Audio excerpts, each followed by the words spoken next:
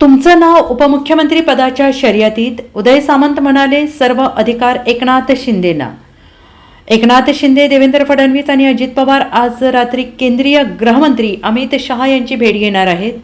दिल्लीत अमित शहांच्या निवासस्थानी रात्री 9:30 वाजता ही बैठक होईल. अमित शहांच्या भेटीसाठी अजित पवार सकाळी दिल्लीत दाखल झाले आहेत आणि देवेंद्र फडणवीस देखील दिल्लीसाठी रवाना झालेले आहेत. तर एकनाथ शिंदे दुपारी 4 वाजता दिल्लीला रवाना होतील आणि या भेटीत महाराष्ट्राच्या मुख्यमंत्रीपदाचा तिढा सुटणार का याची उत्सुकता आहे. अमित शहा आणि एकनाथ शिंदे, देवेंद्र फडणवीस आणि अजित पवारांच्या या बैठकीआधी शिंदे गटाचे आमदार उदय सामंत यांनी आज पत्रकार परिषद घेतली आणि यावेळी त्यांनी विविध मुद्द्यांवर भाष्य केलं आणि मागच्या 5 वर्षात महायुतीला भरघोस पाठिंबा मिळाला.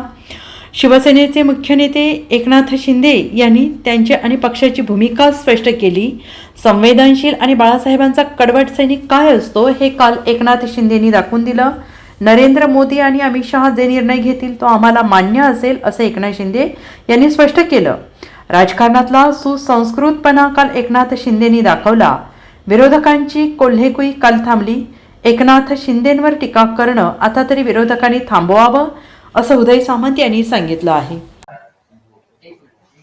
आपल्या सगळ्यांना माहिती आहे की कालच शिवसेनेचे मुख्य नेते आणि राज्याचे मुख्यमंत्री आदरणीय एकनाथ शिंदे साहेबांनी पत्रकार परिषद घेऊन त्यांची आणि शिवसेनेची भूमिका स्पष्ट केली. आणि ही भूमिका स्पष्ट करत असताना महाराष्ट्रातल्या मतदारांना महायुतीला जे त्यांनी मॅन्डेट दिले त्याबद्दल त्यांनी आभार देखील मानले. आणि सगळ्यात महत्त्वाची गोष्ट की मतदारांचा आणि महाराष्ट्रातल्या जनतेचा आदर करून त्यांनी महायुतीचे जे नेतृत्व करणारे नरेंद्र मोदी साहेब आहेत आणि अमित शहा साहेब आहेत, तो जो निर्णय घेतील तो आम्हाला मान्य राहील अशा पद्धतीची भूमिका, संवेदनशील भूमिका काल माननीय एकनाथ शिंदे साहेबांनी या ठिकाणी मांडली. मला थोडं आपल्याला 5 वर्ष मागे न्यायचं की मागच्या 5 वर्षापूर्वी देखील महायुतीलाच अतिशय चांगलं भरघोस बहुमत मिळालेलं होतं. आम्ही सगळे त्या शिवसेनेमध्ये काम करत होतो आणि त्या शिवसेनेमध्ये काम करत असताना माननीय एकनाथ शिंदे साहेबच भाजपाबरोबर युती होऊन मुख्यमंत्री होतील अशी आमची सगळ्यांची धारणा होती 5 वर्षापूर्वी. परंतु सत्तेसाठी 34 दिवस आम्ही सगळे आमदार हे अनेक ठिकाणी फिरलो. त्याच्यानंतर एकनाथ शिंदे साहेबांच्या नावाच्या जागी पूर्वीच्या शिवसेनेचे पक्षप्रमुख मुख्यमंत्री झाले आणि मुख्यमंत्री होत असताना भाजप आणि शिवसेना जी नॅचरल अलायन्स होती, जी वंदनीय बाळासाहेबांपासून सुरू होती, जी वंदनीय बाळासाहेबांनी कधीही तुटायला दिली नाही, ती युती तुटली आणि धनुष्यबाण आमचा काँग्रेसच्या खांद्याला जाऊन बसला.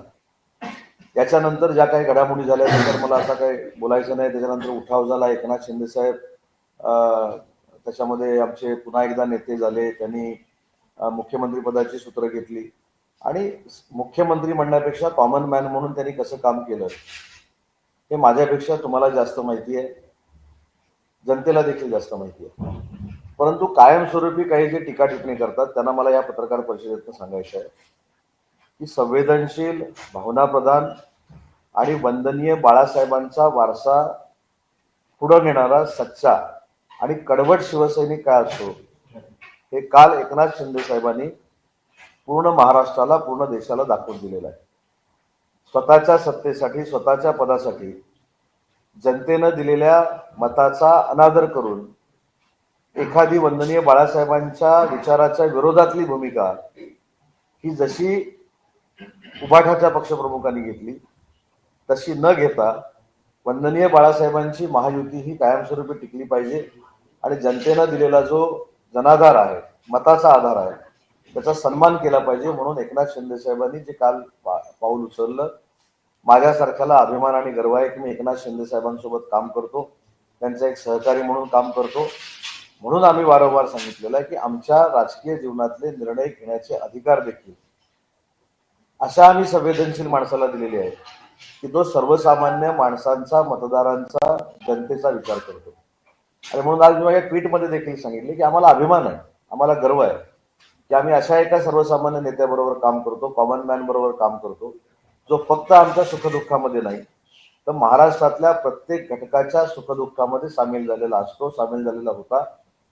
आणि अशा व्यक्तीनं महाराष्ट्राचं नेतृत्व करावं हे जनतेचं म्हणणं असताना देखील माननीय नरेंद्र मोदी आणि अमित शहा साहेब जो निर्णय घेतील तो मला मान्य राहील असं सांगणारं नेतृत्व हे मला असं वाटतं क्वचितच राजकारणामध्ये असतं, दुर्मिळ असतं आणि ते एकनाथ शिंदे साहेबांनी दाखवून दिलंय.